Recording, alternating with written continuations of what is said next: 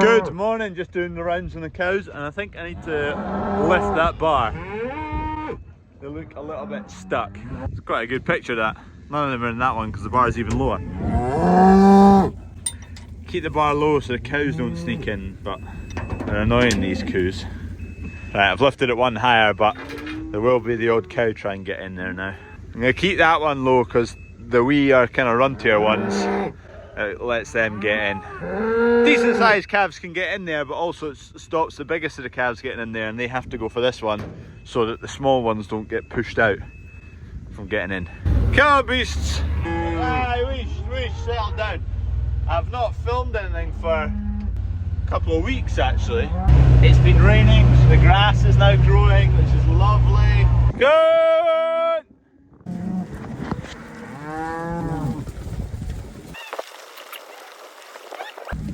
She's lame, K22.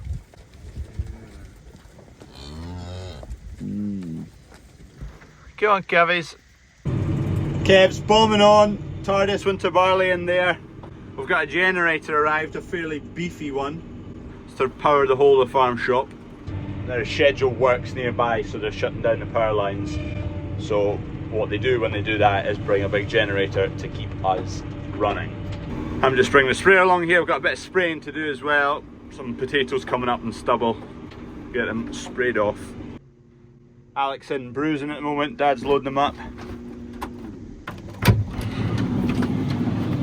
We're bruising outside because we've no shed space, so thankfully it's a dry day. Kev is motoring. Dad's away to check seed quantities at yard 4. I can't remember if there's 8 tonne or 8.5 tonne. And he's picking up the sprayer pipe as well for me. Betty's got a limp. She did a lot of running yesterday, now she's got a sore front left. Or is it front right? Bird dog. Cup of tea time. You wouldn't think my mum would need her own recipe book. Oh, there's a bit on me.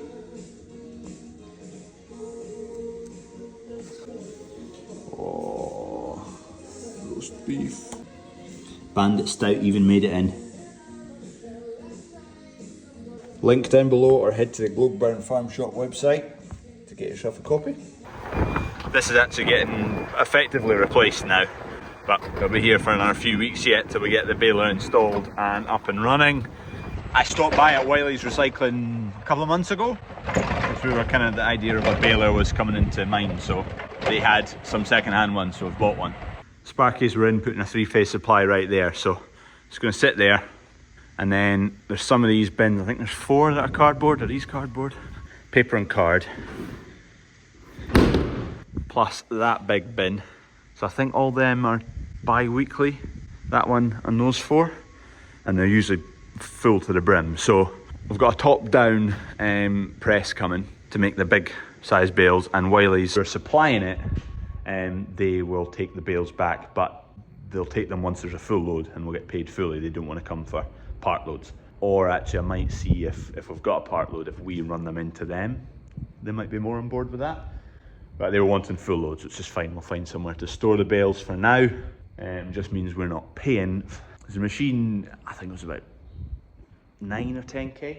So 1, we'll not be paying fees to get rid of the waste, and 2, we'll be get paid for the product. So the market's not great at the moment. I think it's £50 a tonne. Did the maths on it a couple of months ago, and it was all, it worked out. It paid back within a few years, and that's without the cost to get rid of waste going up at all, which inevitably it will. And hopefully the payment for the product we're putting in, which is the baled cardboard, will also go up. Right, we're going back spraying. I've just been whipping up a few hoodie orders. The tab's ripped on this bag, so we've slung it up with a rope, and hopefully, oh,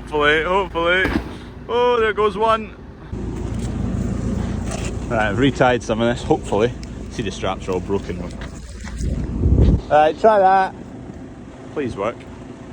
Good old-fashioned single-use bags that are getting used more than once. I don't, oh, the rope's just snapping. Keep going. Oh, we don't need to make it far, just the other side of that forklift. But I'll keep videoing because likelihood it'll be entertaining if it doesn't make it. As soon as I stop videoing it'll drop, so I'll leave the video on. Is there a knife in there?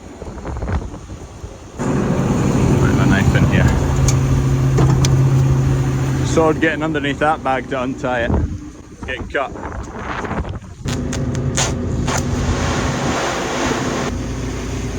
One bag made it, thankfully not all over the yard. That bag is straight in the bin. Bit ropey, pardon the pun. Can you hear the wind? So I've changed my plan. Tomorrow morning looks good for spraying. So I'm just going to fill up the tank just now, dump it in the shed, and tomorrow morning we'll go out and spray what I'm needing to spray. We're going to go and jump in the digger next. It's a bit windy, especially when I'm spraying glyphosate. We need more bottoming. So we'll run these buckets and ripper tooth up to the gravel pile so we can rip some ground. Need to get this sorted too. The glass is ready. I'm just waiting on hearing back from NFU for insurance reasons. If it doesn't add anything to our premium, it's getting done under insurance, but we had a bit of glass to replace that was third party on someone else's fan that we managed to smash, and that was going to add £400 premium, and so we just paid for that ourselves without chucking a premium on top of it. So I'm just checking that this, because it's not third party, will be covered and won't increase our premium. And I've got a pit stop to flip and do something to Gate Lady's radiator. I really do hate house DIY with a burning passion. I've got wet flipping socks. Be worth it though. Yeah. Thanks very much. No problem. One happy lady. One happy lady. DIY. Let's get to digging. It's got a pocket here we can take out a bit of sandstone through it, which isn't much use, but it's quite good because this field goes like this and there's a bit of a rise where this pocket is and it goes away down the hill. So gradually, as we use more gravel, you're just taking that rise out and making it more of a gentle curve down the hill. So it's improving the field as well. We're chasing Gate Lady.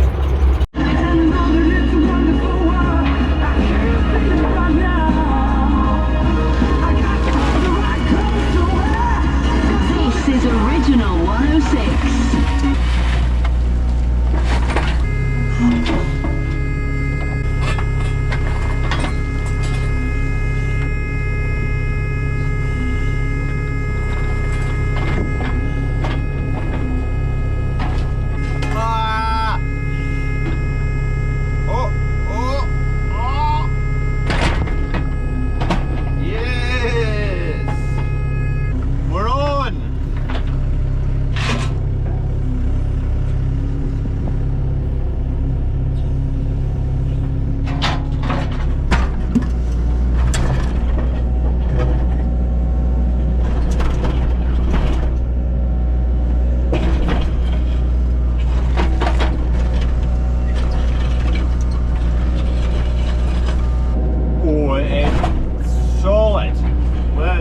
We wouldn't be able to touch it. Now it's time for the dynamite. It's a good sign for putting it back in somewhere else, but it goes hard. Very hard. Right now I can see everyone. Oh no, Duck must be away now to yard 1. Kev is sowing TARDIS winter barley right there, and then Harvey's there disking that field. He's not moving right now. And Dunk was in that field there ploughing, but I think he's finished. Yeah, he is. He's away to yard 1 now to do an end rig.